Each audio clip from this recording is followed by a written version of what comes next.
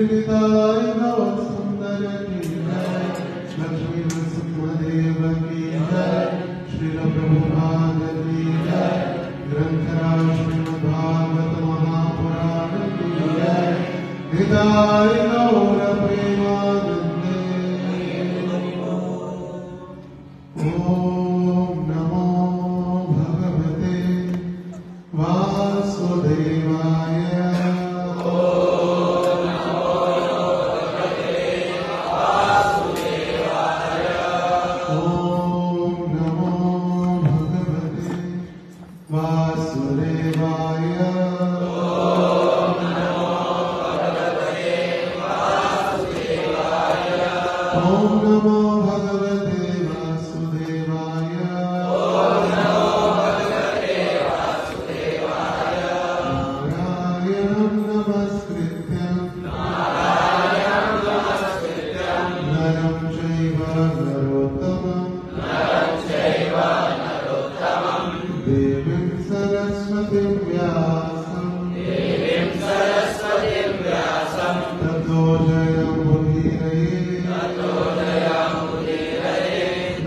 प्रायेषु भद्रेषु नित्यं भागवत सेवया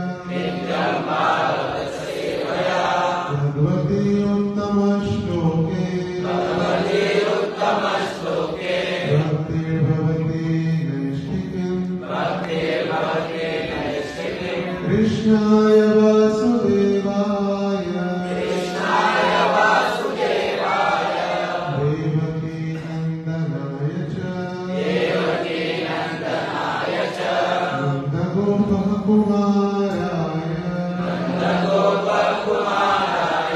गोविंदाय नमो नमः।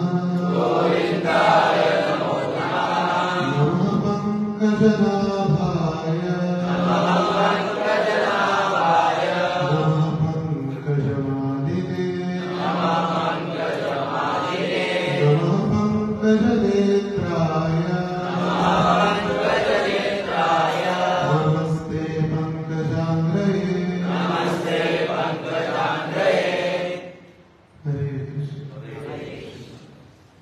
सर्वांचं स्वागत आहे या रविवारी उपहार्य कार्यक्रमामध्ये।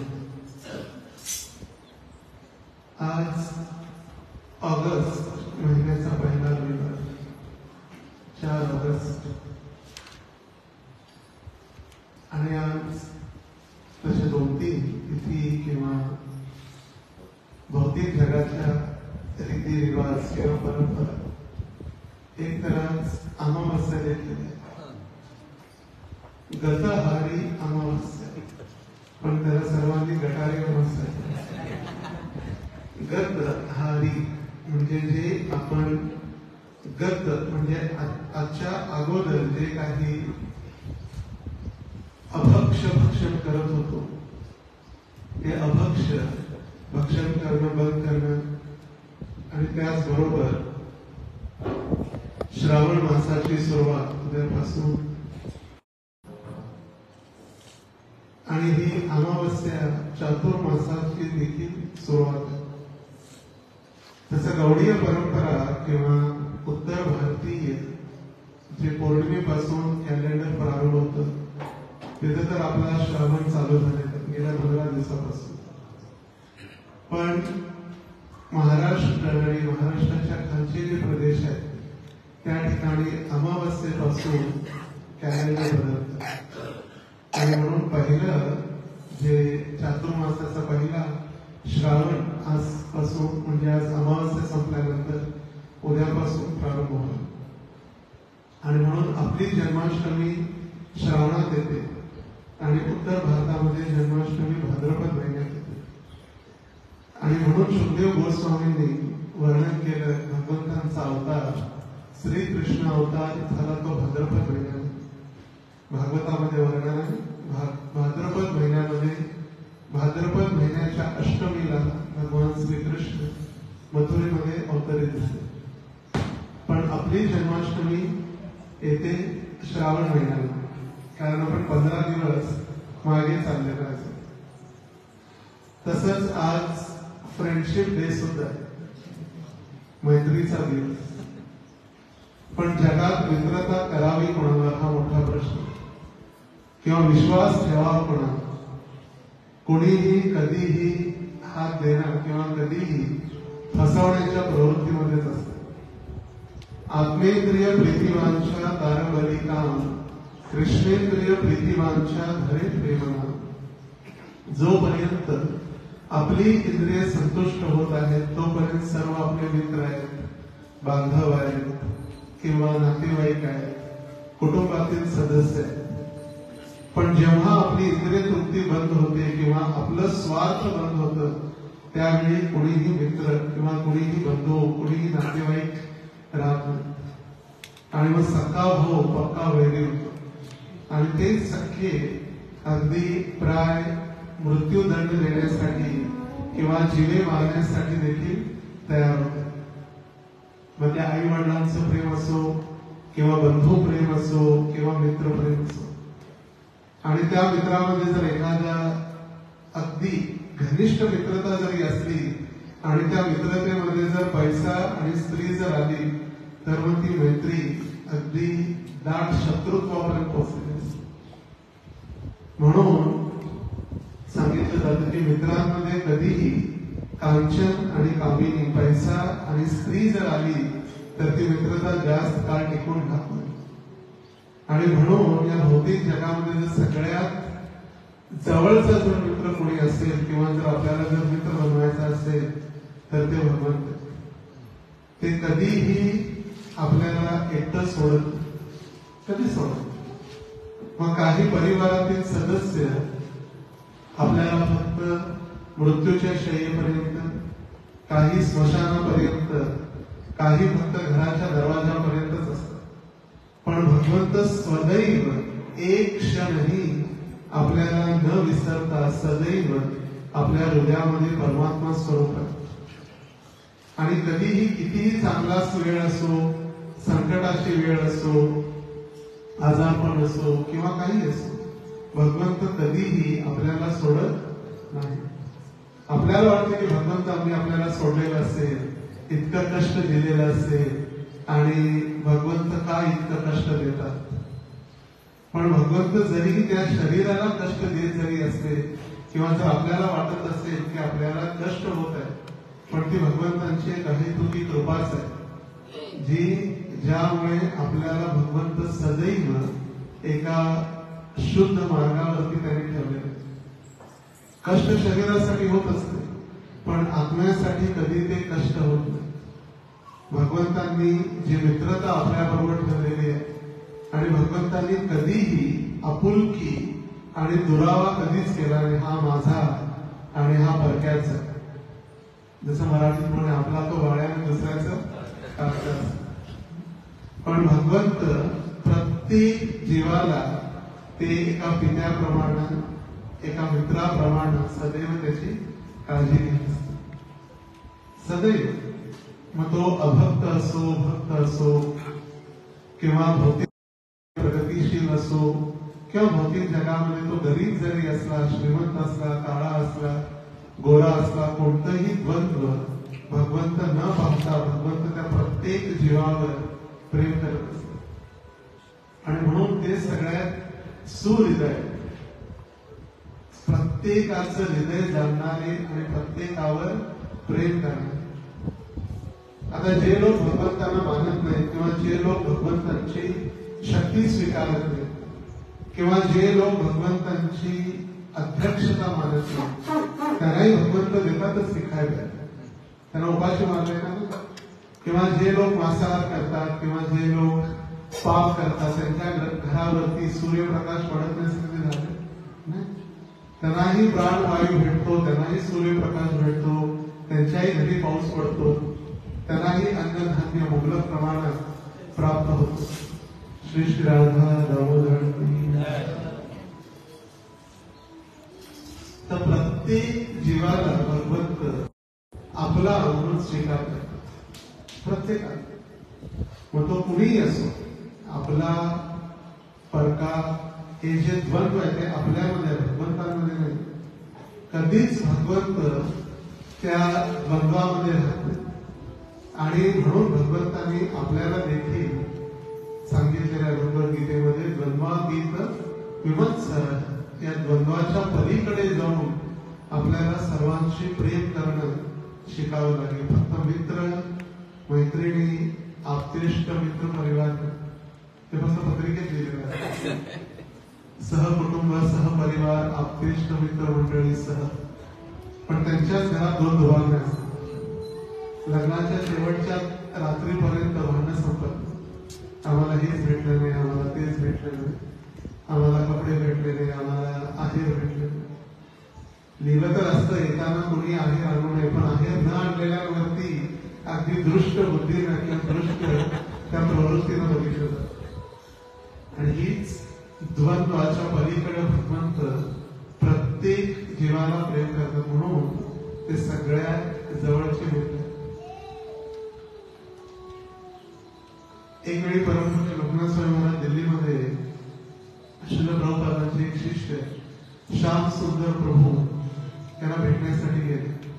त्यांचा ऍक्सिडेंट झालेला होता आणि ऍक्सिडेंट झाल्यानंतर त्यांना पहिल्यांदाच महाराज भेटण्यासाठी गेले. ते बेडवरती होते दवाखान्यात आणि त्यावेळी महाराजांना पाहिल्यानंतर श्याम सुंदर प्रभूंच्या डोळ्यातून अश्रू प्रवाहित होऊ लागले आणि ते म्हणाले, महाराज कृष्णा इज रिअल फ्रेंड. भगवंतच खरे मित्र आहे, बाकी कुणी या जगामध्ये हे तथाकथित आहे. जोपर्यंत आपली इंद्रिय तृप्ती किंवा आपलं स्वार्थ चाललेला आहे तोपर्यंत सगळे मित्र आहेत, नातलग आहेत, परिवारातील सदस्य. पण जेव्हा आपलं स्वार्थ बंद होतं त्यावेळी सगळी मित्रता आणि सगळं नष्ट होतं. तर खरोखर शास्त्रामध्ये ज्यांचं वर्णन आहे मित्रत्वाचं, सुदामा आणि कृष्ण. ज्या सुदामाच्या घरी भगवंतांनी किंवा भगवंतांचा जवळचा मित्र, आपल्याला वाटतंय की का इतके कष्ट, का भगवंतांनी आम्हाला इतके कष्ट दिले, का आमच्या जीवनामध्ये इतकी संकट येतात. आता भगवंत ज्याच्या घरामध्ये राहिले किंवा ज्याच्या सोबत भगवंत राहिले, कित्येक वर्ष भगवंत ज्याच्या सोबत एकाच गुरुकुलमध्ये राहिले. भगवंत सांदीपनी मुनींच्या आश्रमामध्ये अवंतीपूर उज्जैन, आणि त्या अवंतीपूरमध्ये भगवंत ज्यावेळी राहत होते त्यावेळी भगवंत सदैव आपल्या मित्रासोबतच होते आणि एकाच वर्गामध्ये, एकाच गुरुकुलमध्ये, एकाच गुरूंच्या आश्रयाखाली, एकाच गुरूंची सेवा करत दोघ जण राहिले. पण एक झाले द्वारकाधीश आणि एक झाले अगदी गरीब विप्र. तर जी सुशीला आहे सुदामाची पत्नी, ती वर्णन करते, ज्यावेळी तिने विनंती केली भगवंतांना भेटण्यासाठी तुम्ही जा, आणि भगवंतांना भेटून त्यांना फक्त माझं एक वाक्य सांगा, त्यांना कळेल. तिनं सांगितलं की भगवंतांना इतकंच सांगा, हे भगवंता तुमच्या मंदिरामध्ये किंवा तुमचे जे भक्त आहेत वैष्णव, त्या वैष्णवांच्या जीवनामध्ये किंवा वैष्णवांमध्ये महिन्यातून किंवा महिन्यातून एक एकादशी, दोन एकादशी, एक पक्षमध्ये एक एकादशी, तर दोन पक्षमध्ये दोन एकादशी, कृष्ण पक्षला एक आणि शुक्ल पक्षला, तर दोन एकादशी येतात. पण भगवंता तुमची आमच्यावर इतकी अहेतुकी कृपा आहे की आमच्या घरात दररोज एकादशी. आता ही आपली एकादशी नाही, मग तो एकादशीचा पास्ता, एकादशीची पुरी, एकादशीचा चपाती, एकादशीचा पनीर आणि एकादशीचा जो पिझ्झा, त्या सगळ्या एकादशी तीन. एकादशी म्हणजे काहीच नाही, फक्त पाणी मिळालं ते पण नाही मिळालं तरी हरकत नाही, अशी एकादशी. प्रत्येक पक्षामध्ये एक एकादशी आपले वैष्णव करतात. पण भगवंता फक्त आमच्या घरी अशी तुमची अहेतुकी कृपा आहे की दररोज एकादशी, नित्य दिन एकादशी आहे, म्हणजे दररोज एकादशी माझ्या जीवनात आहे. आणि हे वाक्य फक्त भगवंतांना सांगतात, फक्त हे वाक्य, आणि भगवंतांना कळेल. आता सुदामा आपल्या सुदामापुरी द्वारकेला गेले भेटण्यासाठी. आता जातेवेळी तर काय घेऊन जावं मोठा प्रश्न होता, घरात काहीच नव्हतं. आणि म्हणून शेजाऱ्यांकडून प्रत्येक 3 शेजाऱ्याकडून एक मूठ तांदूळ त्यांनी एकत्रित केले. तांदूळ आपण म्हणतो पोहे, पण ते होते तांदूळ. तर तांदूळ म्हणजे तांदळाचे दाणे एकत्रित करून 3 मूठ तांदूळ ते भगवंतांना अर्पण करण्यासाठी किंवा भगवंतांना भेट म्हणून घेऊन गेले. आता इथं सुदामा कितीही जरी गरीब असले तरी त्याने सिद्धांत स्थापन केलेले. गुरु आणि कृष्णांना किंवा भगवंतांना भेटते वेळी किंवा भेटण्यासाठी येते वेळी कधीही रिकामी हाताने येऊ नये. भगवंतांना आणि गुरुंना भेटण्यासाठी जाते वेळी कधीही रिकामी हाताने येऊ नये. कमीत कमी काही तांदूळ, फुलं, फळं येन प्रकारे पत्रम पुष्पम फलम तोयम एवढे भक्त्या प्रयच्छती. भक्तीनं आणि प्रेमानं अर्पण केलेलं कोणतंही एक व्यंजन किंवा कोणताही पदार्थ भगवंत स्वीकारतो. आता घरात काही जरी नसलं तरी सुशीलानं आपल्या पतीच्या मित्रासाठी तांदूळ व्यवस्था केली आणि तांदूळ घेऊन भगवंतांना भेटण्यासाठी द्वारकाधीश भेटण्यासाठी सुदामा निघाले. आणि सुदामा काही वेळ चालल्यानंतर त्यांनी विश्रांती घेतली एका ठिकाणी. आणि विश्रांती घेतल्यानंतर जेव्हा ते उठले दुपारच्या विश्रांतीनंतर, थकलेले होते, दिवसभर चालून थोडी विश्रांती केली. आणि विश्रांती उठल्यानंतर त्यांनी समोर पाहिले मोठमोठे राजवाडे आणि मोठमोठे इमारती. आणि एका वाटसरू ब्राह्मणाला विचारलं, म्हटले हे शहर कोणतं आहे? म्हणजे महाराज तुम्हाला कुठं जायचं? म्हणजे मला द्वारकेला जायचं. म्हणजे तुम्ही द्वारकेत पोहोचलेला आणि विचारता द्वारकेला जायचं. आता जो व्यक्ती भगवंतांजवळ 1 पाऊल चालतो, भगवंत त्याच्याजवळ 100 पाऊल आहे.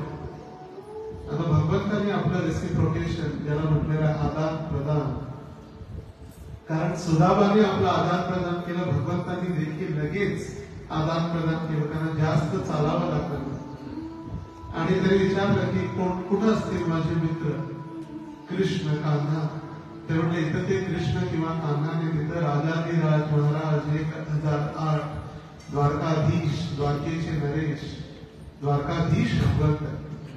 म्हणजे कुठं भेटतील मला द्वारकाधीश? म्हणजे जे सगळ्यात मोठा जो महल आहे तो रुक्मिणीचा आहे आणि त्या महलामध्ये निश्चित तुम्हाला ते भेटतील. त्याने विचार केला, आता मला भेटतील की नाही हा पहिला प्रश्न, आणि जर भेटले तर ओळखतील की नाही दुसरा प्रश्न, आणि ओळखली तर प्रत्यक्ष भेट होईल की नाही हा तिसरा प्रश्न. ते जवळ बोलवतील किंवा नाही बोलवतील, कारण का इतका मोठा द्वारकाधीश आता राजा झालेले आहेत, नारायणी सेना त्यांची आहे. आता त्या द्वारकाधीशला भेटल्यानंतर मला काय बोलावं, मी काय त्यांना सांगावं, हाच मोठा प्रश्न. आणि जसं जसं ते पोचले द्वारावरती आणि द्वारपालाने विचारलं आपण कोण? कारण ते द्वारपाल जे आहेत त्या द्वारपालांना देखील अशी सेवा दिलेली होती, असे उपदेश होते, इन्स्ट्रक्शन्स, की कोणीही आल्यानंतर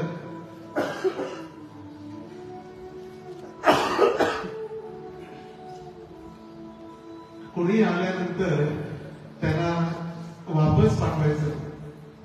आणि भगवंतांच्या त्या धामामध्ये, त्या द्वारकेमध्ये दररोज असे वेगवेगळे ऋषी, साधू, मुनी सगळे यायचे.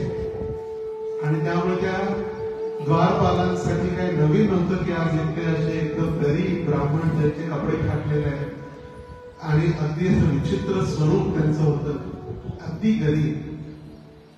आणि त्यांनी विनंती जी केलेली होती द्वारकाधीशांपर्यंत पोहोचवली आणि द्वारकेच्या राजाला सांगितलं, हे द्वारकाधीश, आपल्याला भेटण्यासाठी आपले परम मित्र सुदामा ते म्हणतायत. पण त्याला पाहिल्यानंतर मला वाटलं नाही की ते मित्र असू शकतात, पण ते म्हणतायत आपले मित्र आहेत सुदामा.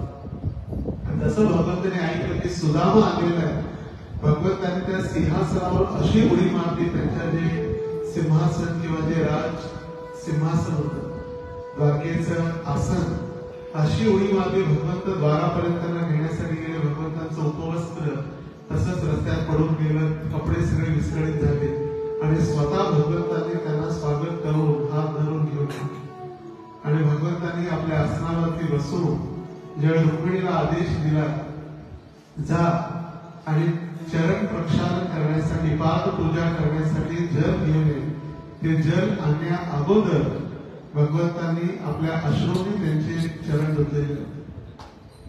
असा मित्र कधी भेटेल? आजकाल थोडस संपत्ती जरी वाढली तरी गरीब मित्रांना किंवा गरीब नातेवाईकांना ओळख दाखवणं लोकांना लाज वाटते. आई वडील जर गरीब असतील तर मुलांना लाज वाटते, म्हणजे आई वडील आहेत दाखवायसाठी, हे माझे वडील आहेत म्हणून सांगायसाठी लाज वाटते. का? कारण माझी इमेज डाऊन होईल.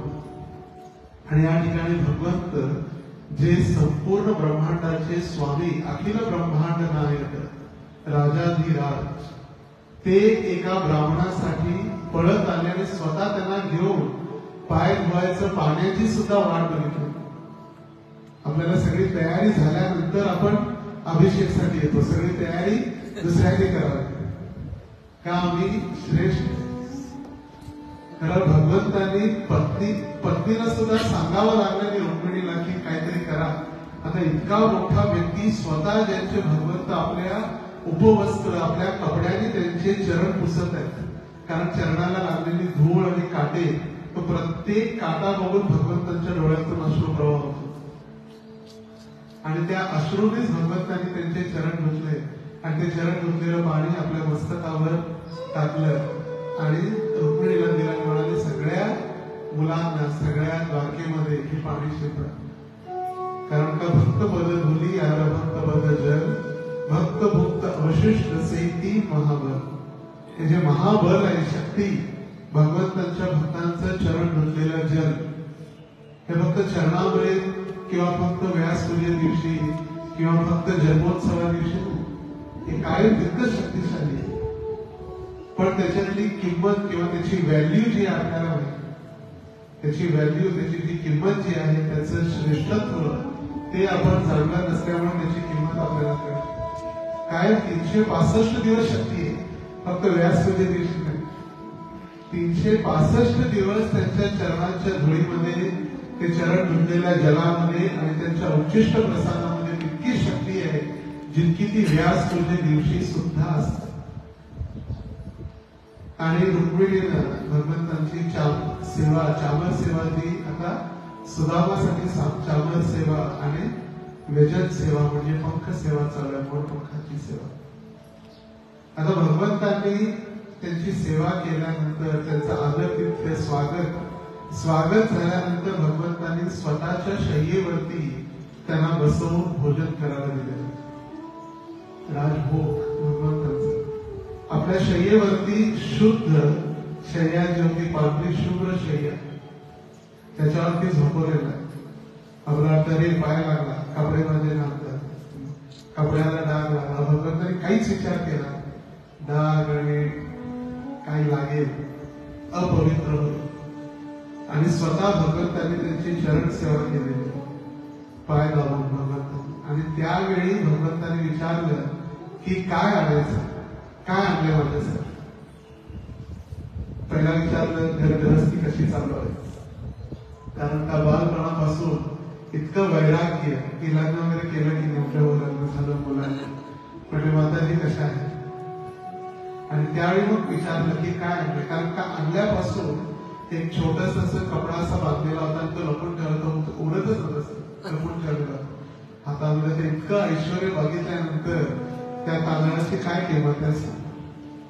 आता ज्या घरामध्ये बासमती सगळे तांदूळ मागितलेले तांदूळ, त्याची काय किंमत राहणार. तरी सुद्धा भगवंतांनी आपली शक्ती लावून ते हिसकावून घेतले आणि 2 वेळा भगवंतांनी ते खाल्ले. 2 वेळा.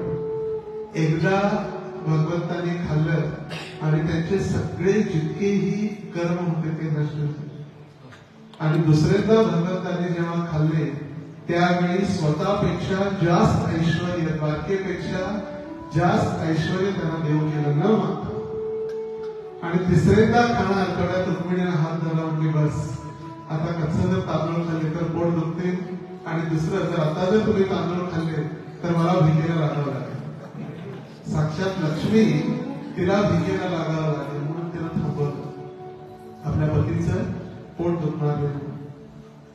आता काही कालांतरानंतर जेव्हा सुदामा वापस निघाले येण्यासाठी, त्यावेळी सुदामा स्वतःलाच शबासकी देतो, म्हणजे वेल डन सुदामा, गुड बॉय. का? कारण तो भगवंतांजवळ काहीही मागितलं नाही म्हणून शबासकी देतो. आपण येतानाच मोठी लिस्ट घेतो रविवार दामोदरांसमोर 1 2 3 4 5 6 दिवस. आता ते त्याच दामोदरांसमोर द्वारकाधीशांसमोर जाऊन आलेली परत येते वेळी ते स्वतःलाच धन्यवाद देतात, शाबासकी. म्हणजे सुदामा शाबास, काहीच मागितलं नाही. आणि खरोखर तो मित्र आहे. जर तिथं काही मागितलं असतं तर तो व्यापार झाला असता. आपण जेव्हा काही मागतो आणि देणं घेणं होतं त्यावेळी तिथं व्यापार होतो. अहैतुकी अप्रतियताम ययात्मा सुप्रसिद्धती. अहैतुकी राहत, कोणताही हेतू नसते वेळी केलेलं जाणारं प्रेम ते शुद्ध प्रेम, ते काम नाही, ते शुद्ध प्रेम आहे. कारण का कोणताही हेतू नाही आणि म्हणून ते स्वतःला शबासकी देतात. शबास सुदामा. आणि पाहतात तर काय, एकदा सुदामापुरीला आल्यानंतर त्यांचीच पत्नी त्यांच्या सेविकेसोबत आरती प्लेट घेऊन थांबलेली होती. त्यांना वाटलं की आता दुसऱ्याच्या घरी आले की काय, आणि ती आरती प्लेट घेऊन त्यांच्या जवळ आली तर ते बाजूला सरकले, त्यांना मागे कोणीतरी असते. आणि ती म्हणली नाही, कोणतीच आरती करण्यासाठी आली. तर हे मित्र आहे. त्यांना माहिती आहे आपल्याला काय कशाची आवश्यकता आहे, काय पाहिजे, कशाची गरज आहे. भगवंत एखाद्या सर्वसाधारण देवी देवताप्रमाणे किंवा एखाद्या सर्वसाधारण दुकानदाराप्रमाणे नाही. ज्या दुकानामध्ये चहाची टपरी किंवा पान शॉप मध्ये गेल्यानंतर 10-20 रुपये दिल्यानंतर आपण सिगरेट बिडी काही खरेदी करू शकतो. त्यांना काही देणं घेणं नाही. त्यांना पैसे भेटले की त्यांना ते वस्तू देणं गरजेचं आहे, कारण त्यांनी व्यापारच उघडले. आता जिथे सिगरेट आणि बिडीचे दुकान आहे तिथे पैसे दिल्यानंतर मिळेल, पण ते भगवंतांना माहित आहे की हे त्याच्यासाठी आवश्यक नाही आहे किंवा त्याच्यासाठी चांगलं नाही. आणि म्हणून भगवंत ते आपल्याला कधी देत नाहीत. आपल्याला वाटते की भगवंत देत नाही त्यामुळे आपण रुसतो, नाराज होतो. पण ज्यावेळी खेळणी ज्यावेळी मुलांना दिल्या जातात त्यावेळी ते आनंदित होतात लगेच आणि ते खेळतात. पण त्याच वेळी दुसरी खेळणी किंवा त्याच्यापेक्षा जर ऍडव्हान्स अपडेटेड काहीतरी भेटलं तर त्या जुन्या खेळणीची काय किंमत राहते. त्या खेळणी नाही दिल्या म्हणून काही वेळ ती मुलं रडतील, पण जर संस्कार नाही दिले तर जीवनभर रडतील. आपण काय करतो, लगेच त्यांना शांत करण्यासाठी खेळणी देतो आणि त्यांना मग जीवनभर रडत बसतो. पण भगवंत कधी असा भ्रष्टाचार किंवा असं देणघेण भगवंतांजवळ नाही. आपण प्रकृतीच्या नियमांना तोडण्यासाठी, प्रकृतीमध्ये जे नियम बनवलेले आहेत ते तोडण्यासाठी आपण काय करतो, देवी देवतांजवळ जातो. 5 नारळ घ्या, 1 किलो पेढे घ्या, परीक्षेत पास करा, माझी लाईफ सेटल करा. हे ते भ्रष्टाचार केल्याप्रमाणे नियम आहे, तो नियम सोडून आपण काहीतरी देवाणघेवाण करून मिटवायचं अपराध, तर ते आपण प्रयत्न करतो. पण भगवंत कधी अशी भ्रष्टाचाराची भाषा कधीच नसते. त्यांना माहित आहे की काय पाहिजे. आणि म्हणून प्रभुपाद देतात भगवद्गीतेच्या तात्पर्यामध्ये की ज्या मनुष्य भगवंतांनी दिलेले नियम तोडून देवी देवतांजवळ जातो, याच पद्धतीने जसं एखादा राष्ट्रपती किंवा पंतप्रधानांनी दिलेले नियम तोडून आपण तथाकथित मंत्री, आमदार, खासदार यांच्याजवळ जाऊन आपण सेटलमेंट करण्याचा प्रयत्न करतो.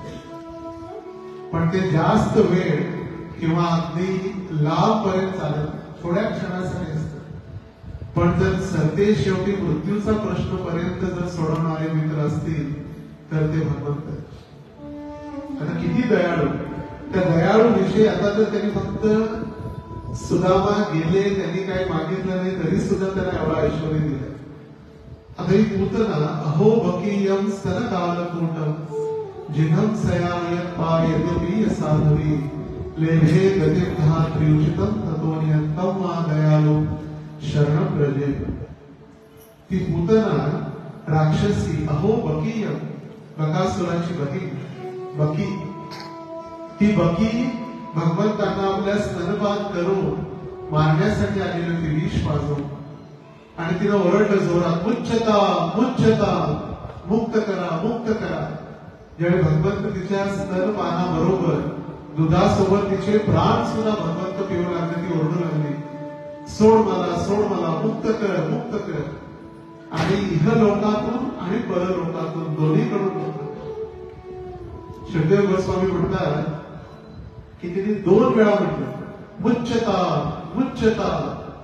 3 वेळा म्हणू शकली असती, 4 वेळा म्हणू शकली असती, एकदा म्हटली असती नाही, 2 वेळा म्हटली मुच्यता. म्हणजे इहलोकातून आणि परलोकातून दोन्ही लोकांमध्ये सुद्धा होतं. आणि म्हणून भगवंतांनी डायरेक्ट तिला आपल्या गोलोक धामामध्ये धात्री बनवलं.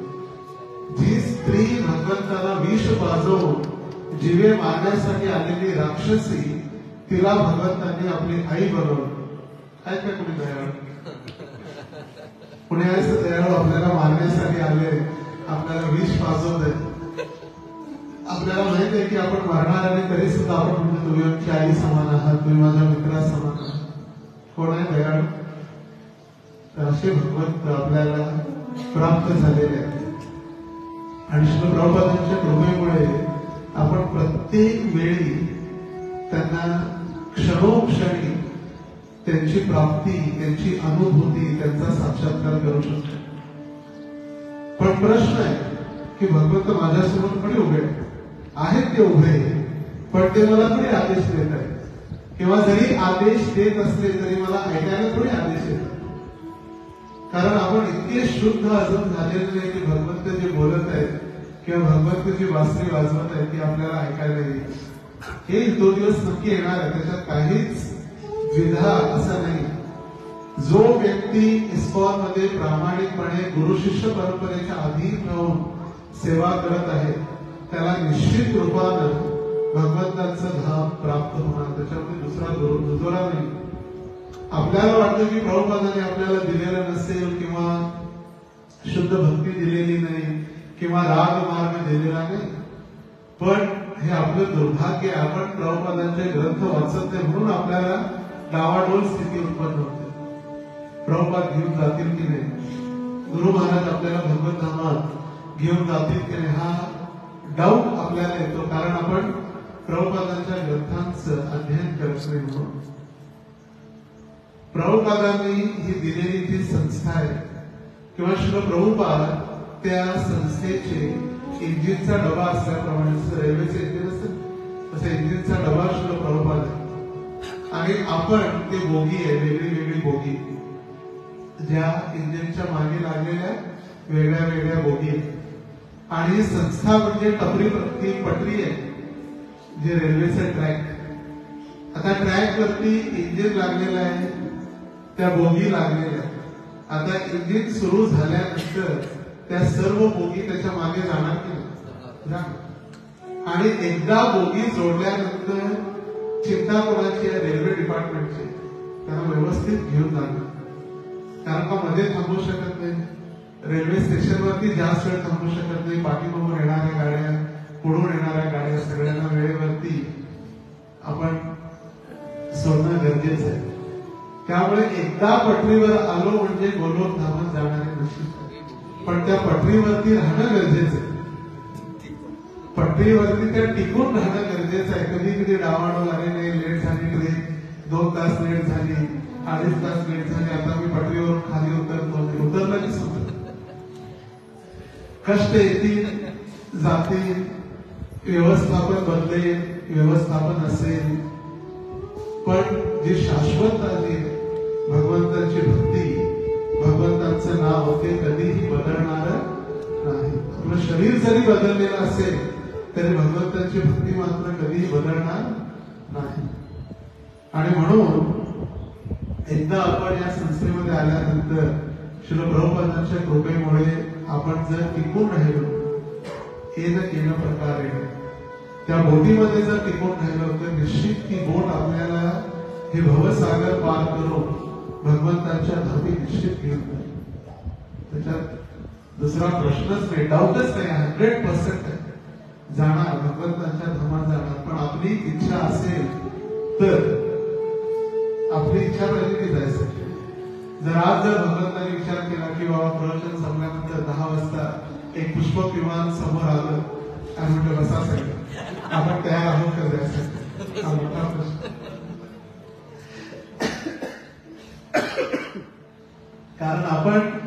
आपली तितकी अजून तयारी किंवा अनासक्ती, आपली झालेली आसक्ती अजून आहे. मुलं आहेत, घर आहे, परिवार आहे, दुकान आहे. आता तर श्रावणाचं सीझन आहे, गणपतीचं सीझन आहे. आता तर जास्त खरेदी विक्री आहे. पण भगवंत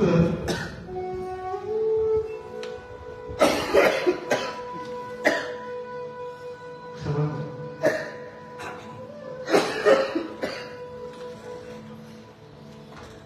हरे कृष्णा हरे कृष्णा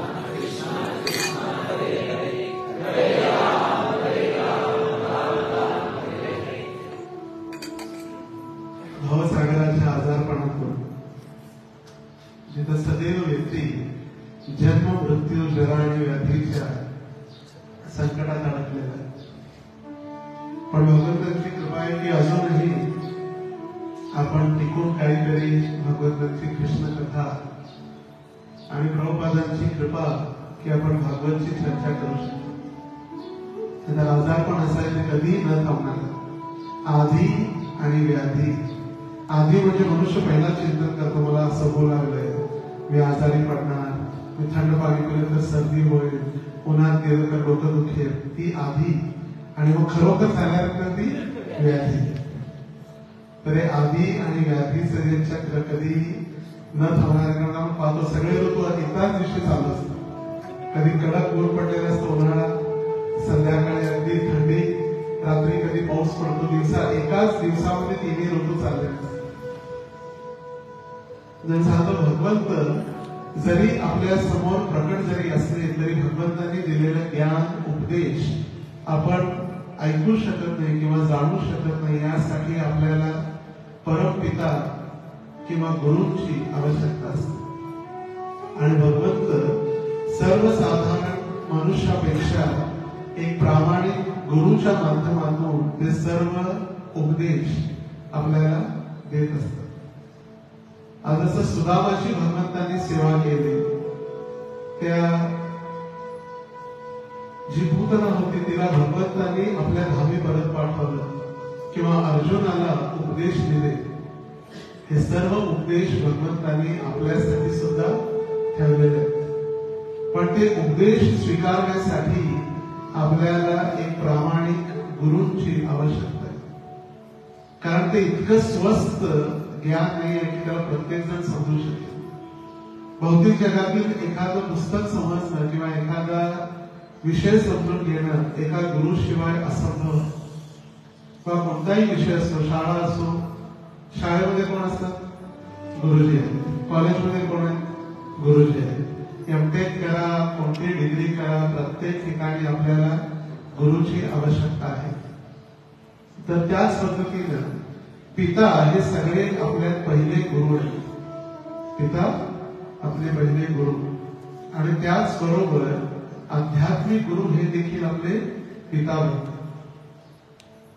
तर त्या भगवंतांना जाणून घेण्यासाठी किंवा आपल्या वरिष्ठांच्या पित्याच्या किंवा गुरूंना समजून घेण्यासाठी जे 5 प्रकारची योग्यता किंवा 5 प्रकारची लक्षणं आपल्यामध्ये असणं आवश्यक आहे.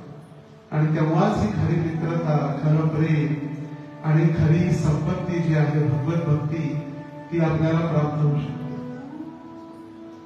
तर हा जो प्रसंग आहे हा प्रसंग कर्दम मुनी आणि ब्रह्माजी यांच्यातील संवाद आहे.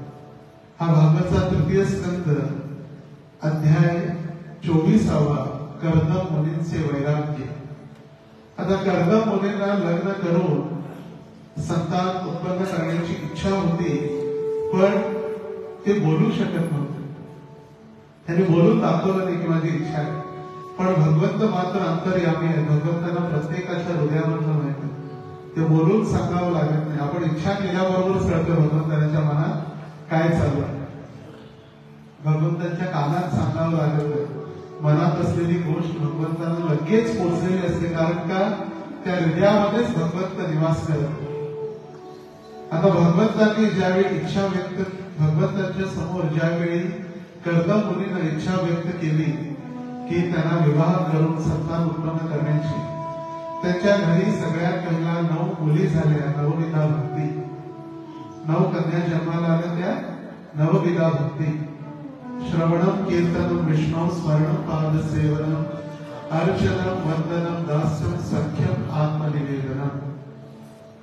आणि नवविधा भक्ती पूर्ण केल्यानंतर भगवंत त्या ठिकाणी अवतरित होतात किंवा भगवंत त्या ठिकाणी प्रकट होतात. नवविधा भक्ती झाल्यानंतर किंवा नवविधा भक्ती व्यवस्थित होत असेल तर आता 10वे पुत्र म्हणून अवतरित झाले कपिलदेव, भगवंतांचे अंश अवतार, अंश भगवंतांचे स्वतः अवतार भगवंत प्रकट झाले कपिल देवांच्या रूपामध्ये. आता ज्यावेळी ब्रह्माजी यांचं वैराग्य किंवा तपस्या पाहून ब्रह्माजी त्यांना भेटण्यासाठी किंवा वरदान देण्यासाठी आलेले, त्यांचं वैराग्य पाहिल्यानंतर आता यानंतर ते सगळं होणार. भगवंतांच्या घरी पहिला भगवंत अवतरित होण्या अगोदर नवविधा भक्ती म्हणजे 9 मुली जन्माला येणार, भगवंत अवतरित होणारे सगळं होण्या अगोदरचा संवाद चालू आहे ब्रह्माजी आणि कर्दम मुनींचा. आणि श्लोक संख्या आहे 12. दिसते सर्वांना तिकडे वर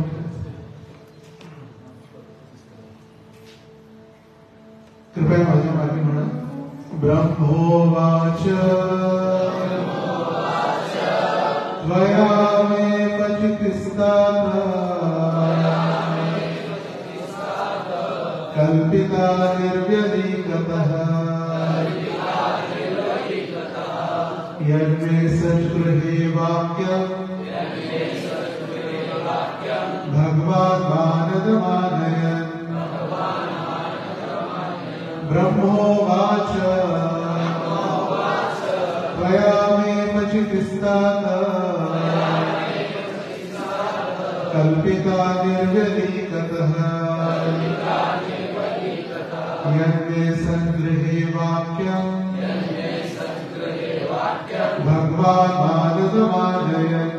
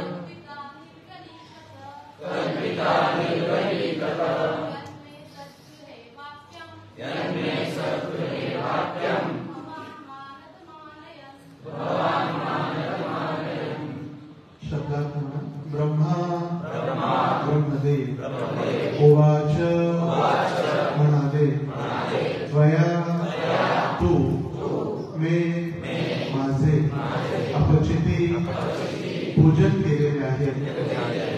तात हे पुत्र कल्पिता योग्य रीतीने प्राप्त झाले. निर्व्यलिकतः दुटप्पीपणा न करता कारण मी माझे सचगृहे पूर्णपणे स्वीकार केला. वाक्य उपदेश भवा तू मान मानद हे कर्तव्य जो दुसऱ्यांना मान देतो. मानयन आदर दाखवून. अनुवाद आणि तात्पर्य कृष्ण कृपा श्री मूर्ती एसी भक्ती वेदांत स्वामी श्री प्रभुपाद की जय. अनुवाद. भगवान ब्रह्मदेव म्हणाले, प्रिय पुत्र कर्दम, तो माझे उपदेश कोणताही दुटप्पीपणा न करता पूर्णपणे स्वीकारलेस, त्याविषयी योग्य आदर मनी बाळगलास. यामुळेच तू माझे योग्य प्रकारे पूजन केले आहेस.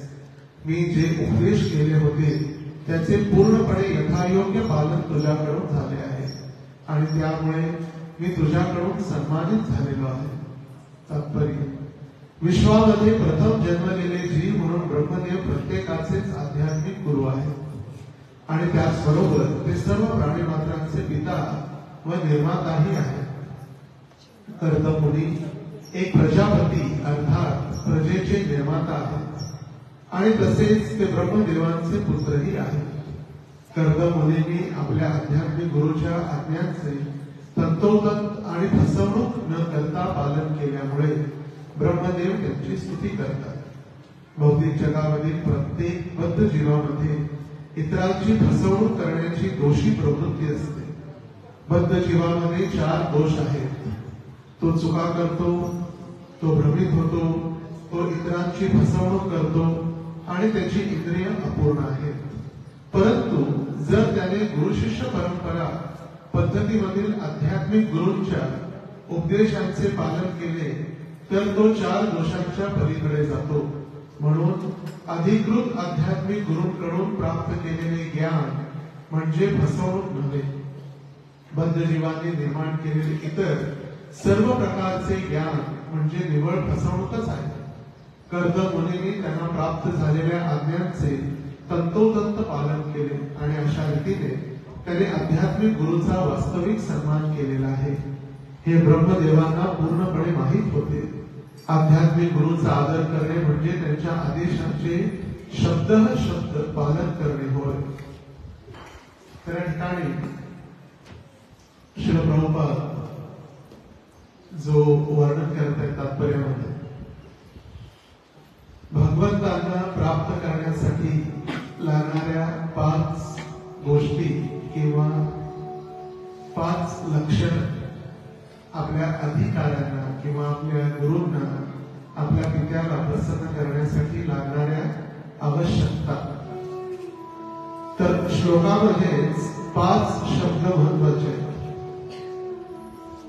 श्लोक जो आपण वाचला यामध्ये जे 5 शब्द ब्रह्माजी महत्वपूर्ण सांगत आहेत. सगळ्यात पहिला अपचितः कल्पिता निर्व्यलिकतः सद्ग्रहे वाक्यम आणि मानयन. ही 5 लक्षणं ब्रह्माजी या ठिकाणी वर्णन करत आहेत. तर हा ब्रह्माजी आणि कर्दमुनींमधील संवाद कशा पद्धतीनं आपण आपल्या गुरूंना, आपल्या वडिलांना, आपल्या पित्याला, आपल्या अधिकाऱ्यांना प्रसन्न करू शकतो हे या प्रसिद्ध श्लोकामध्ये स्वतः ब्रह्माजींनी वर्णन केलेलं आहे. आणि या जर आज्ञांचं किंवा या जर उपदेशांचं जर आपण पालन केलं तर निश्चित रूपानं आपल्याला एक आश्रय प्राप्त होतो आणि आपण कधीही डळमळीत होतो, कधीही पथभ्रष्ट होत नाही किंवा कधीही आपण भ्रमित होत नाही की हे करावं की हे करावं, हे करावं की हे करू नये. याचा भ्रम जो आहे तो भ्रम कधी राहत नाही आणि आपण सदैव एका आश्रयामध्ये राहतो. आणि सगळ्यात महत्वाचा जो उपदेश आहे, जो मानव समाजासाठी एक संपत्ती म्हणजे हा उपदेश आहे, जो स्वतः ब्रह्माजी सगळ्यात पहिले जे भगवंतांपासून प्रारंभ झाले आणि म्हणून त्यांना डायरेक्ट जे आदेश प्राप्त झाला भगवंतांचा सृष्टी उत्पन्न करण्यासाठी, त्यामुळे ते आपले परमपिता देखील आहेत. त्यानेच सृष्टीची उत्पत्ती भगवंतांच्या आदेशावरून केलेली आहे. आणि सगळ्यात पहिलं ज्ञान भगवंतांनी जे दिलं ते ब्रह्माजीला दिलं. तेने ब्रह्महृदाय आदि कवये मुह्यन्ति यत्सूर्यः तेजोवारि यथा विनिमयो यत्राग्नि सर्गो वृषा धाम्ना स्वेन सदा निहस्तकोहकं सत्यं परम धीमहि. त्या सत्य भगवंतांनी जे ज्ञान दिलेलं आहे ते स्वयं ब्रह्माजीला ज्ञान दिलं आणि त्या ज्ञानाच्या आधारावरती ब्रह्माजीने या सृष्टीची उत्पत्ती केली, म्हणून ते आपले परमपिता देखील आहेत. प्रभुपाद म्हणायचे आम्ही ब्रह्माजीचे वंशज आहोत, डार्विनचे वंशज नाही. डार्विन माकडाचा वंशज असेल, पण आपण ब्रह्माजीचे वंशज, ब्रह्माजीचे पुत्र मनु आणि शतरूपा यांचे वंशज असल्यामुळे आपल्याला मनुष्य म्हटलं जातं. मनु आणि शतरूपा या दोघांच्या नावाचे एक करून मनुष्य झाले. आपण माकडाचे वंशज नाही. आपल्याला शाळेत शिकवलं जातं आणि भ्रमित ठेवलं जातं आपण माकड होतो, समोरचे 2 पाय हात झाले, शेपटी आत गेली आणि आपण काय झालो, मनुष्य झालो. पण असं कधीही होत नाही. जी नम्रता किंवा आदेशाचं पालन करण्याचा जो संस्कार आहे तो लहानपणापासूनच आपल्याला शिकवलेला होता. संस्कार, नम्रता, अधिकाऱ्यांनी किंवा वरिष्ठांनी दिलेल्या आदेशांचं पालन, घरी माता पित्यांनी दिलेल्या उपदेशांचं पालन करणं. पण आता हे संस्कार फक्त नावासाठीच आहे, कोणी पालन देखील करत नाही. पण आजही अशी कुटुंब आहेत की ज्या कुटुंबामध्ये सगळ्यात पहिला भगवंतांना, माता पित्यांना आणि घरी असलेल्या देवतांना प्रणाम करूनच घरातून बाहेर पडतात. अशा एक आजही कित्येक कुटुंब आहे. आणि असे कुटुंब आहेत जे म्हणतात तुम्ही काय केलं माझ्यासाठी, आई वडिलांनी काय केलं आमच्यासाठी, असे कुटुंब आहे.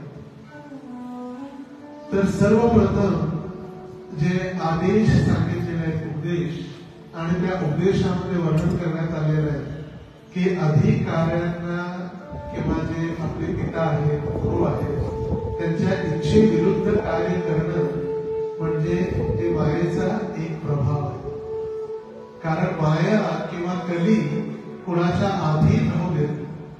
प्रत्येकावर तरी स्वतंत्र असं. मला का विचारलं जातं, हे कोण मला विचारणार, मी स्वतः शहाणा आहे, मला सर्व ज्ञान आहे, मला विचारायचा कुणालाही अधिकार नाही. हे शब्द कुणाचे, मायेरूपी कलीचे. कली आणि माया. आपल्याला वाटतं प्रत्येक वेळी आपण स्वातंत्र्यात राहावं, कोणी आपल्याला काही विचारू नये. पण खरोखर जर आपलं स्वातंत्र्य असेल तर ते भक्तांच्या किंवा अधिकाऱ्यांच्या, गुरूंच्या आधी स्वीकारलेली पारतंत्रता, ही खरी स्वतंत्रता. जसं गल्ली मुळांमध्ये रस्त्यावरती ज्यांच्या गळ्यात कुत्र्याच्या बेल्ट नसतो त्याला कोण घेऊन जातं, म्युन्सिपाल्टी, महानगरपालिका त्याला उचलून घेऊन जातात. पण ज्यांच्या गळ्यामध्ये बेल्ट आहे त्याला उचलतात का ते नाही. त्याला माहिती त्यांचा कोणीतरी वाली आहे, कोणीतरी मालक आहे. त्याच पद्धतीनं आपलेही भक्त, वैष्णव, गुरु किंवा भगवंत जर वाली नसतील तर यमदूत आपल्याला, त्या यमराजांचे यमदूत आपल्याला उचलून घेऊन जातात. जसं ते म्युन्सिपाल्टीवाले घेऊन जातात तसे यमदूत आपल्याला घेऊन जातील. कारण आपल्याकडे गळ्यामध्ये बेल्ट नाही. आणि जर बेल्ट असेल, तुळशी माळेचा जो बेल्ट आपण ठेवलेला आहे ते आहे, आपल्याला कोणीतरी वाली आहे, कोणीतरी आपल्याला मालक आहे. आणि म्हणून कंठावरती तुळशी हा बेल्ट असल्याप्रमाणे काही वाईट आत जाणार नाही आणि वाईट बाहेर येणार नाही यासाठी. तर या ठिकाणी जे ब्रह्माजी सांगत आहेत की 5 लक्षणं, त्या 5 लक्षणांमधील सगळ्यात पहिलं अपचित. जे अपचित असतात, पचितास्तः, जो पहिला शब्द आहे, त्वयामे पचित असतात. अपचित म्हणजे जे आदेश तुम्ही दिले त्या आदेशाचा मी स्वीकार करतो हृदयापासून. त्या आदेशाला आम्ही पूजन करतो. जेव्हा कोणतेही आदेश प्राप्त होतात त्या आदेशाला स्वीकार करण्याची पहिली एक नियम किंवा पात्रता, ते स्वीकार करणं गरजेचं आहे. आदेश तर भरपूर प्राप्त होतात पण स्वीकारावं की नाही हे आपल्या हातात आहे. आणि या ठिकाणी ब्रह्माजी प्रसन्न आहेत कशासाठी, कारण कर्दम मुनींनी ते आदेश स्वीकारले, त्या आदेशांचं पूजन केलं. पूजन करणं म्हणजे त्या आदेशाचं सदैव चिंतन ठेवणं आणि पूर्ण करण्याची तयारी ठेवणं. जसं आपण मंदिरामध्ये भगवंतांच्या सभोवताली प्रदक्षिणा करतो, तिथे तर व्यवस्था नाही पण मंदिरामध्ये प्रदक्षिणाची व्यवस्था असते. प्रदक्षिणा करतो का, कारण भगवंतांना केंद्रबिंदू ठेवून भगवंत तुमच्या प्रतीच आम्ही फिरावं किंवा तुमचं चिंतन आपल्या हृदयामध्ये, बुद्धीमध्ये असावं म्हणून आपण प्रदक्षिणा करतो. काही लोक आपल्या कंपनीची प्रदक्षिणा करतात, काही आपल्या गर्लफ्रेंडची करतात, ती वेगळी.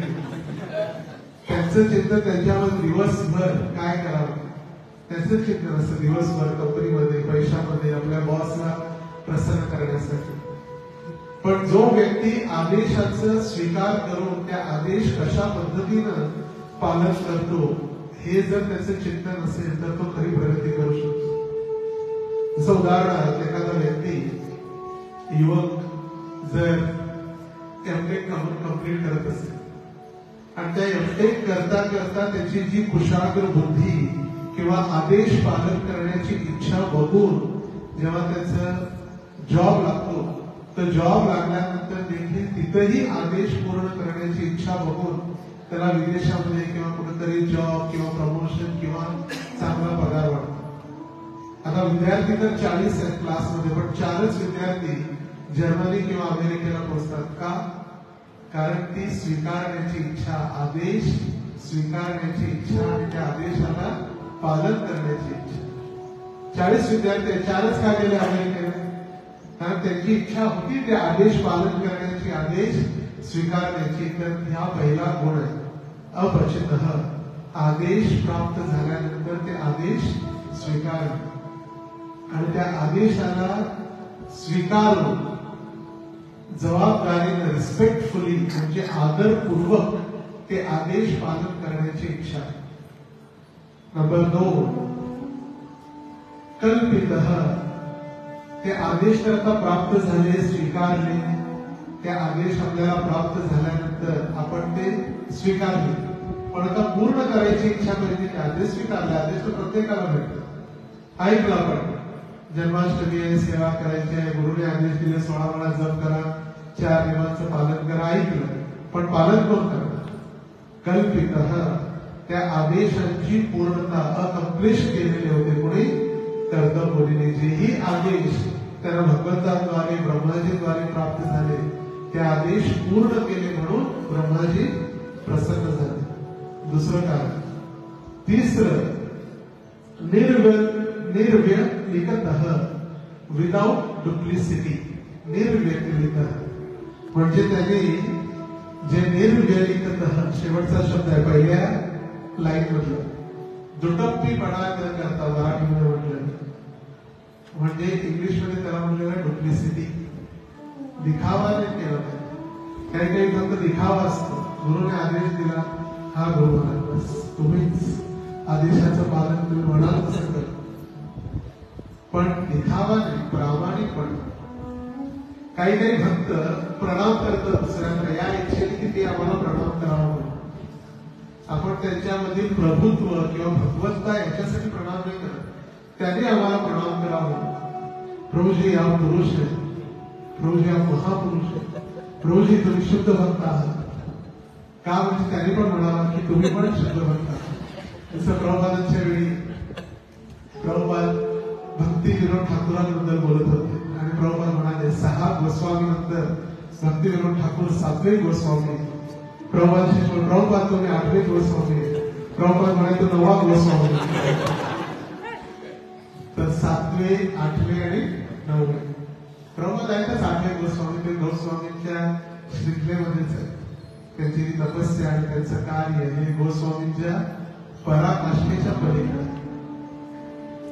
तर दुटप्पीपणा न करता म्हणजे दिखावा किंवा समोरच्या व्यक्तीला न फसवता केलेलं कार्य. तरी फसवलं नाही कर्दम मुलीने. ब्रह्माजींना किंवा देवतांना सांगितले कसं तरी. जसं राधेश्याम प्रभू एक उदाहरण देतात.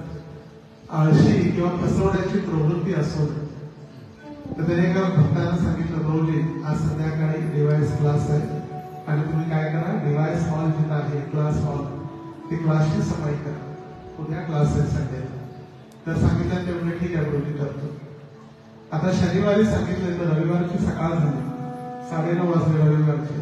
प्रभूजी सफाई झाली. प्रभूजी संध्याकाळी क्लास आहे, अजून भरपूर वेळ आहे, संध्याकाळी क्लास आहे. तर म्हणजे ठीक आहे संध्याकाळी 12 वाजता विचारलं काय झालं. प्रभूजी करू संध्याकाळी क्लास आहे 6:30 वाजता. 5 वाजता विचारलं प्रभूजी अजून 1.5 तास आहे सफाई करायसाठी. किती तास आहे अजून? 1.5 तास आहे. आणि 6:30 वाजता तिथं जाऊन बघितलं तरी 5 मिनिटात थोडी झाडू पोछा असंच मारलं खूप पॉलिश होणार, चुकायसाठी थोडीशी पॉलिश करायचं, त्याला म्हणजे खूप पॉलिश. तर थोडीशी अशी पॉलिश केली, थोडीशी सफाई केली, विचारलं प्रभूजी काय व्यवस्थित झाला नाही, असं सगळं कचरा जाळ वगैरे सगळ्या अशाच आहे, प्रभूजी 5 मिनिटात काय काय करू, 5 मिनिटात काय काय करू तुम्ही सांग. तर ही झाली फसवणूकता, दुटप्पीपणा, ज्याला मराठी दीर्घ सूत्री सुद्धा म्हटलं. समोर एक मुंह में राम बगल में छुरी. तर असा दुटप्पीपणा किंवा डुप्लिसिटी न करता प्रामाणिकपणे कर्दम मुनींनी दिलेल्या आदेशांचं पालन केलं. तर सगळ्यात पहिलं काय होतं, त्यांनी आदेश स्वीकारले. नंबर 2, आदेशाचं पालन करण्याचा किंवा आदेश पूर्ण करण्याचा प्रयत्न केला. नंबर 3, आदेश पूर्ण केले, पण कसे केले, प्रामाणिकपणे, न फसवता, no duplicity, without any duplicity, म्हणजे दुटप्पीपणा न करता. 4, सद्ग्रहे वाक्य, म्हणजे जे आदेश दिले ते पूर्ण स्वीकार. सद्ग्रहे म्हणजे आदेशाची पूर्णता. असं की फक्त मला हे आवडले, जप करायचं आवडलं, देवाचं पालन करायचं नाही आवडलं म्हणून सोडून द्यायचं नाही. जो आदेश दिला, सद्ग्रहे वाक्य, जे आदेश दिले ते सगळे आदेश पूर्ण करण्याचा त्यांनी प्रयत्न केला. अर्धवट नाही. बाहेर जगामध्ये काय होतं, जे आवडतं ते स्वीकार करायचं, नाही आवडत ते सोडून द्यायचं. म्हणून ज्या मंदिरामध्ये बघा, जिथं जिथं नियम नाही त्या मंदिरामध्ये जास्त गर्दी असते. नियम हे खायचं नाही, हे नाही, हे नाही, हे नाही, नियम असले की गर्दी कमी होते. आणि म्हणून प्रभुपाद म्हणायचे, सब्जी मंडीमध्ये सगळ्यात जास्त गर्दी असते आणि ते सोनाराच्या दुकानामध्ये गर्दी कमी असते. का? कारण सोनं विकत घेणं हे प्रत्येकाच्या नशिबात किंवा प्रत्येकाची लायकी किंवा योग्यता नसते. आणि भगवंताची भक्ती म्हणजे ते सोनं स्वीकारण्याप्रमाणे. भाजीच्या दुकानात तर भरपूर असतं, पण तिथं नियमच नाही. जसं भाजीवाले दुकानात असतात, त्या भाजीवाल्यांच्या दुकानामध्ये भाजी वजन करते वेळी, बटाटे, कांदे, जे काही भाजी विकते वेळी त्याच्यावरती कित्येक मासे आणि कित्येक किडे, माशा वगैरे असतात. त्याला फरक पडतो का भाजीवाल्याला? काहीच फरक पडत नाही.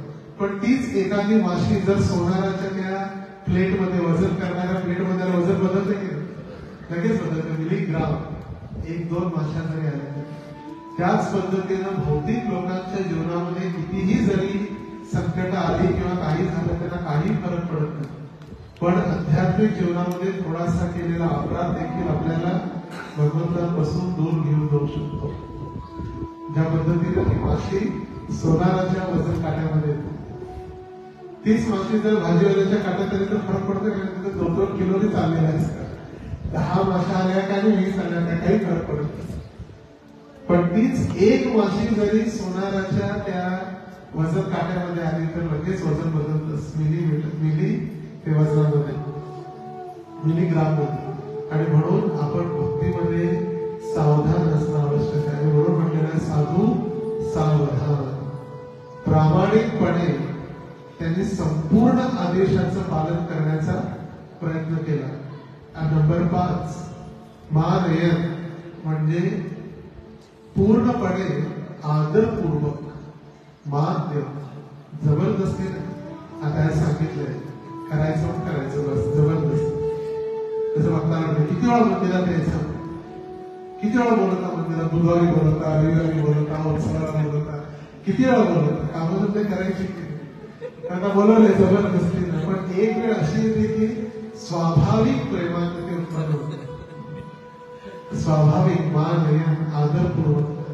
तर या 5 गोष्टी स्वतः ब्रह्मदेव सांगत आहेत. कोणत्या कोणत्या? सगळ्यात पहिलं अपचित आदेश स्वीकार करणं.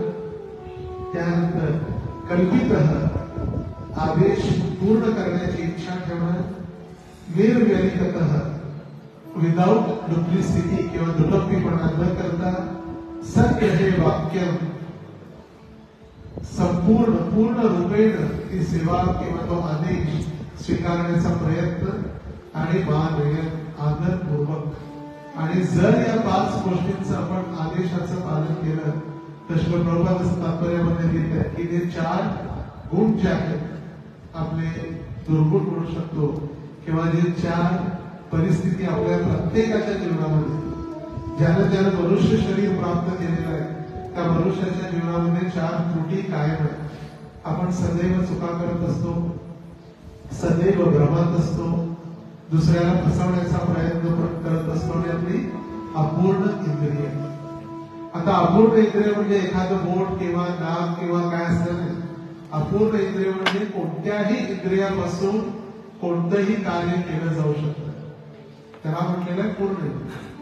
अंगानी यस्य सकलेंद्रिय वृत्तिमंती पश्यन्ति पापी कलयन्ति चिरं जगन्ति आनंद चिन्मय सदुज्ज्वल विग्रहस्य गोविंदमादि पुरुषं तमहं भजामि. भगवंत आपल्या डोळ्याने मसाला पप्पू खाऊ शकतो. कळालं? डोळ्याने मसाला पप्पू भगवंत खाऊ शकतात, कानाने बोलू शकतात. आपल्या डोळ्यांनी ते कृपा कटाक्ष बोलू शकतात, कानाने बोलू शकतात, नाकाने स्पर्श करू शकतात. कोणतंही कार्य असं लिमिटेशन्स नाही आहे भगवंतांना. त्यामुळे ती इंद्रिय पूर्ण आपलं लिमिटेड आहे. ते कार्य त्याच इंद्रियाने केलं जातं. आपण जर विचार केला, हाताने जर विचार केला किंवा कशाला पोटाचं भरायचं, हाताने खायचं कशाला, हाताने विचार केला मी पोटात घालणारच नाही, होणार आहे काय सर? आणि जर पोटाने विचार केला मी मला दिलेला अन्न आहे मी बाकीच्या अवयवांपर्यंत पोहोचवणारच नाही, शक्य राहील का? नाही. त्यामुळे प्रत्येक इंद्रिय आपलं एक दुसऱ्यावरती निर्भर आहे, अवलंबून.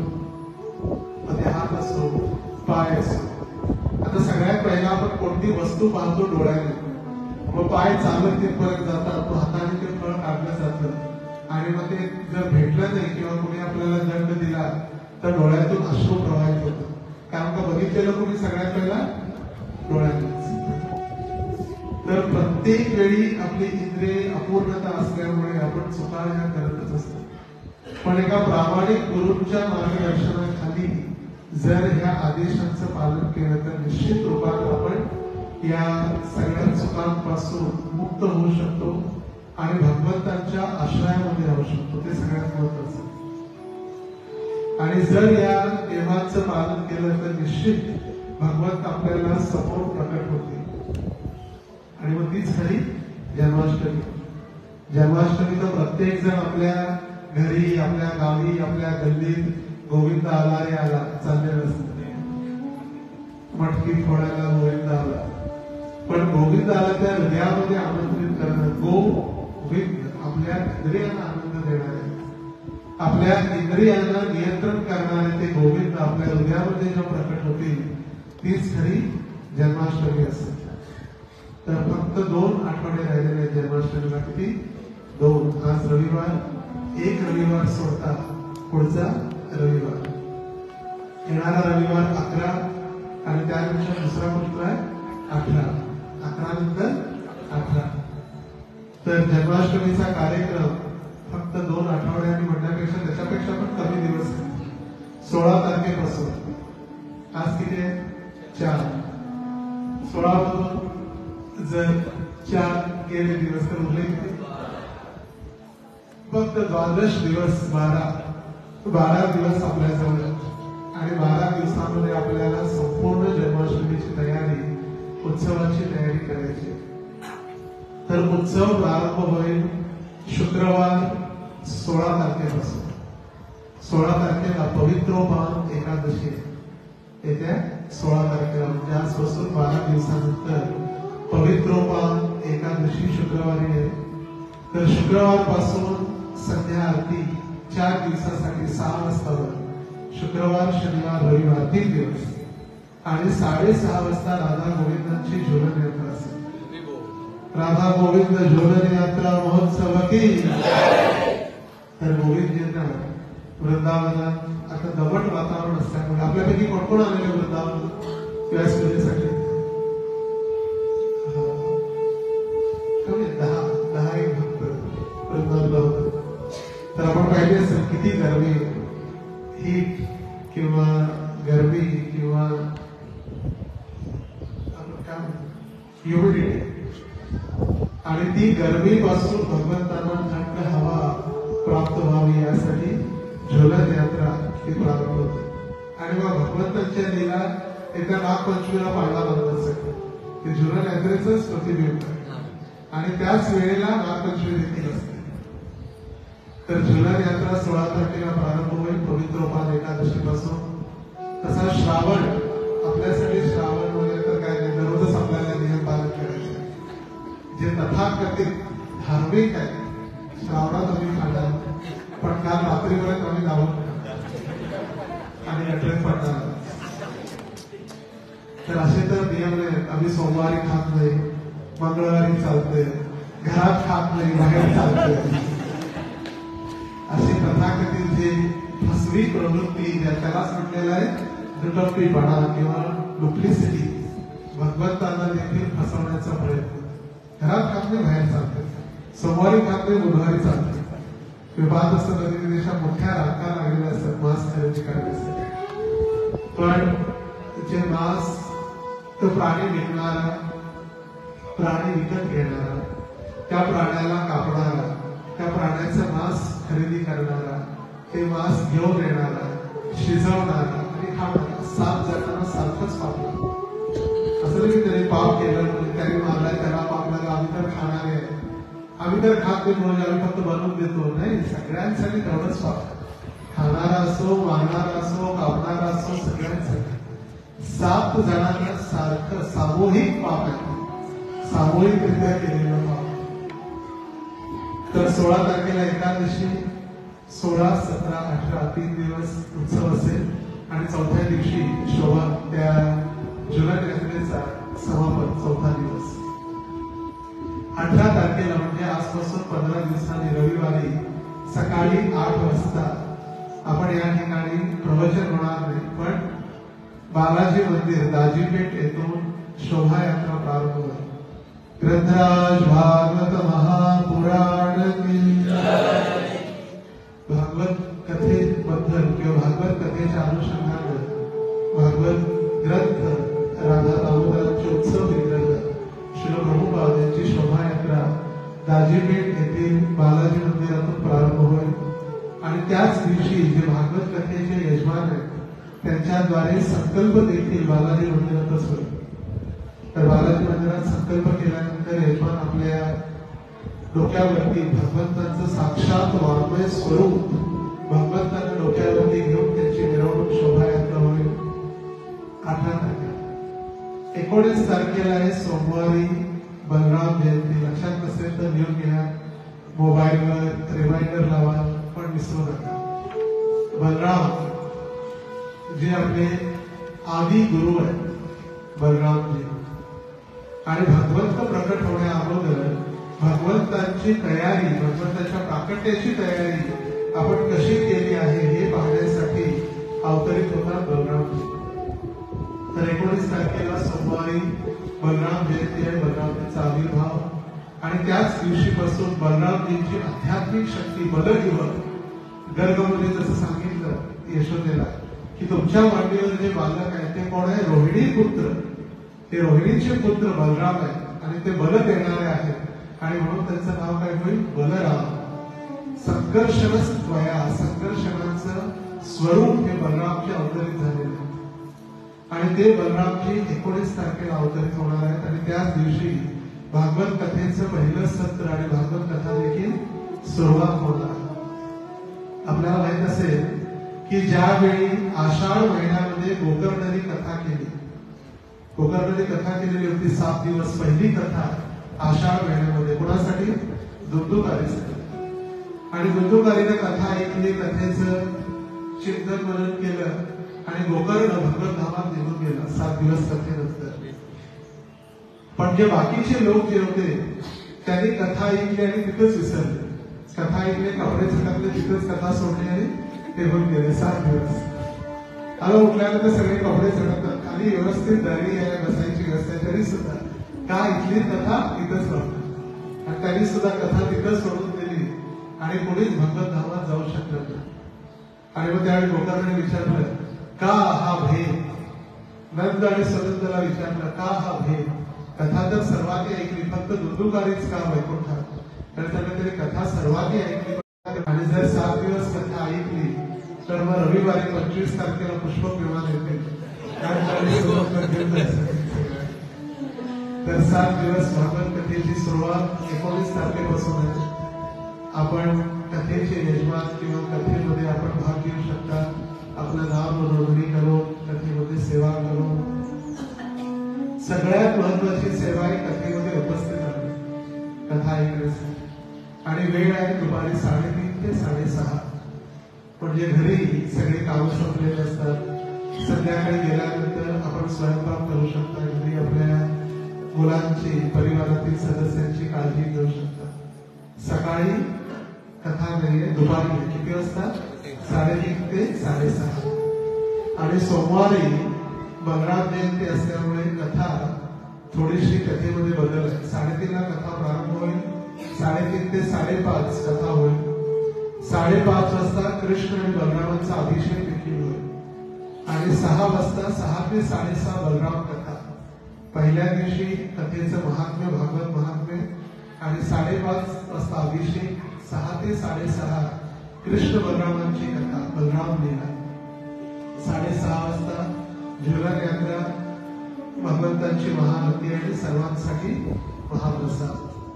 आणि कथेची सांगता आहे रविवारी 25 तारखेला दुपारी 10 ते 1 या वेळेमध्ये. तर 7 दिवस भागवत कथा झाल्यानंतर हृदयामध्ये भागवत रूपी भगवंतांनी प्रवेश केल्यानंतर भगवंतांच्या रूपी त्या भागवतांद्वारे आपलं हृदय शुद्धीकरण झाल्यानंतर 26 तारखेला भगवंत प्रकट होतील. श्री कृष्ण जन्माष्टमी महामहोत्सव की जय.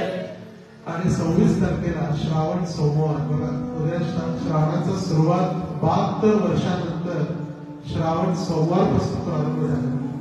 किती? 72 वर्षानंतर श्रावणाची सुरुवात सोमवार पासून. उद्या पहिला. नंतर तिसरा जो आहे बलराम जयंती. आणि चौथा श्रावण सोमवार आहे श्रीकृष्ण जन्माष्टमी. तर सोमवारी जन्माष्टमी आहे 26 तारखेला. पहाटे 4:30 वाजल्यापासून भगवंतांची मंगल आरती, नाम जप. 8 वाजता लक्ष तुलसी अर्चन. 10 वाजता यज्ञ. आणि सायंकाळी 4 वाजल्यापासून महाअभिषेक प्रारंभ होईल.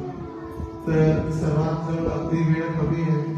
तर सर्वांनी आतापासून आपले नातेवाईक, मित्र परिवार, आपल्या ओळखीचे, गल्लीतले, परिवारातले, पाहुणे मंडळी सर्वांना सर्व सेवेमध्ये लावणं आपलं कर्तव्य, आपली जबाबदारी नाही, आपलं कर्तव्य. कारण त्यांना जर आपण सेवेत लावलं नाही तर ते तथाकथित जन्माष्टमी साजरी करतील. त्याच दिवशी 10 प्रकारचे पोहे बनवतील. सदावाचे पोहे बनवतील. लाल पोहे, पिवळे पोहे, गोड पोहे. फक्त भगवंताला पोहेच काय आणि त्याला काहीच ज्ञान प्राप्त होणार नाही. म्हणून त्याला भगवंताविषयी सांगायसाठी कृष्ण कोण आहे, भगवंताची शक्ती काय आहे, हे सर्व सांगण्यासाठीच भागवत कथेचं आयोजन करण्यात आलं. तर कथा श्रवण करण्यासाठी तर निःशुल्क आहे. त्याच्यासाठी कोणतेही पैसे लागत नाही. कथा सर्वांसाठी फ्री आहे. पण सगळ्यात महत्वाची आपली इच्छा आणि वेळेवरती येऊन कथा मध्ये भाग घेणं आवश्यक आहे. कथेचे प्रवक्ते आहेत श्रीमान गोविंद भक्त प्रभू, जे अमेरिकेत असतात. पण यावेळी 75व्या व्यासपूजेसाठी त्यांनी निर्णय घेतला की असा संधी, असा अवसर, सुवर्ण संधी कधी प्राप्त होईल माहिती. 75वी व्यासपूजा ती वृंदावनात. 2 दिवस अगोदर ते लगेच आले आणि 1 महिन्यासाठी ते थांबलेले आहेत. आणि विनंतीला मान देऊन सोलापूर वासियांवरती विशेष प्रेम असल्यामुळे 7 दिवस शुद्ध मराठी भाषेमध्ये संपूर्ण भागवत कथा पहिल्या स्कंदापासून 12व्या स्कंदापर्यंत संपूर्ण भागवत कथा होणार आहे 19 ते 25 ऑगस्ट पर्यंत. तर दररोज आपण व्यस्त असलो, काही कारण जरी असले तरी 7 दिवस थोडा वेळ काढून प्रत्येकानं या कथेमध्ये भाग घ्या. आणि तेही श्रावणात कित्येक लोक तयारी करतात, वृंदावनाला जातात, लाखो रुपये खर्च करतात कथा आयोजित करण्यासाठी. आपल्यासाठी तर प्रभुपादांच्या कृपेनं फ्री भेटलेली. पण फ्री ती फक्त भौतिक जगाचं मूल्य आहे त्याच्यासाठी नाही. ती जरी भौतिक दृष्टीच्या रूपातून जरी निःशुल्क असली तरी तिच्या आध्यात्मिक शक्ती आध्यात्मिक मौल्य मात्र त्याचं अगिनती करण्याप्रमाणे त्याचा आपण तरुणा करू शकत इतकी त्याची मौल्य आहे. कारण पद्मपुराण स्कंद पुराणानुसार हा भागवत ग्रंथ म्हणजे साक्षात भगवान श्रीकृष्ण. 26 तारखेला जन्माष्टमी रात्री 12 पर्यंत आणि 27 तारखेला श्रील प्रभुपादांचा 128वा आविर्भाव किंवा जन्मोत्सव नंदोत्सव आपण साजरा करणार आहोत 8 ते 2 या वेळेला. आणि बुधवारी लगेच म्हणजे 28 तारखेला श्रीकृष्ण जन्माष्टमी असेल श्री विठ्ठल रुक्मिणी मंदिरावर जुन्या गणपतीमध्ये. तर 16 पासून 28 तारखेपर्यंत द्वादश उत्सव आहे. आता उरलेले पण 12 दिवस आहे आणि उत्सव पण 12 दिवस आहे. तर येणारे 24 दिवस आपल्यासाठी फार महत्वाचे आहेत. कृष्ण भावनाभावी भक्तांसाठी दीक्षित शिक्षित दीक्षार्थी ब्राह्मण दीक्षित प्रत्येकानं भगवंतांसाठी आणि श्री प्रभुपादांच्या उत्सवासाठी भिक्षा मागणं आवश्यक आहे. तेव्हाच आपला अहंकार नष्ट होईल. नाहीतर आपली सुंदरता आपलं उच्च शिक्षण आपला उच्च कुळात झालेला जन्म आपलं सौंदर्य हा संपत्ती कधी आपल्याला वाकू देत. आणि जे आपण भगवंतांसाठी भिक्षा मागायसाठी जातो तो मिथ्या अहंकार आपोआप नष्ट होत असतो. तर कोणी दीक्षित असेल नसेल लहान असतील मोठे असतील प्रत्येक जण भगवंतांसाठी आपण धन लक्ष्मी एकत्रित करू शकतो. तशी लक्ष्मी नारायणाची आहे पण वेगवेगळ्या नावाने ती आपल्याजवळ जबरदस्ती ठेवलेली. तर त्या हनुमंताप्रमाणे आपण जाऊन ती लक्ष्मी आणून भगवंतांच्या चरणी त्यांना वापस आणणं आवश्यक आहे. तर फक्त 12 दिवस उरलेले आहेत आणि 12 दिवसाचा उत्सव आहे 16 ते 28 तारखेपर्यंत. तर असाच आपला श्रावण आणि चातुर्मासातील पहिला महिना शुद्ध रूपामध्ये आध्यात्मिक कार्यामध्ये कृष्ण भावनेच्या चिंतनामध्ये हरिनामाचा जप आणि कथा श्रवणामध्ये होईल अशी सर्वांना शुभेच्छा आणि चातुर्मासाच्या देखील शुभेच्छा. हरे कृष्णा कृष्णा कृष्णा हरे हरे हरे राम राम राम हरे हरे. श्री प्रभुपाद की जय. ग्रंथराज श्रीमद भागवत महापुराण की जय. तर जन्माष्टमीच्या जवळजवळ 13